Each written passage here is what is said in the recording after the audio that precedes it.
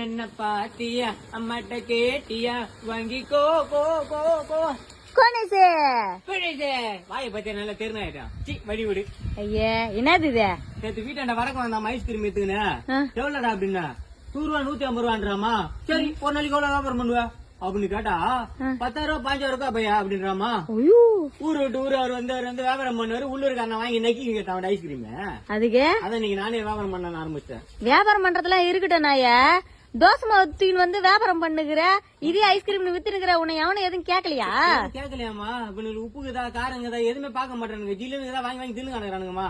குழந்தை அழுதா போதும் வாங்கி குத்துறானுங்க. இது எங்க தயாரிக்கிறானுங்க ஏது தயாரிக்கிறானுங்க குவாலிட்டி ஆகுதா?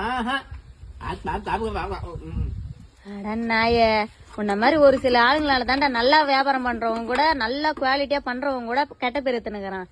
ஆலை மூஞ்சியும் பாத்தியா? உன்ன சொல்லினா பிரயோஜனம். இவங்க வாங்கி குடுக்குறாங்களே குழந்தைங்களுக்கு எப்படிப்பட்ட பொருள் வாங்கி கொடுக்கணும்னு ஒரு தடவை 10 தடவை செக் பண்ணி பார்த்துட்டு வாங்கி தரது இல்ல. உங்களை மாதிரி ஆளுங்களால தாண்டா குழந்தைங்களுக்கு தொண்டையில சதா வளர்றது கண்ட கண்ட நோய் வர்றது எல்லாம்.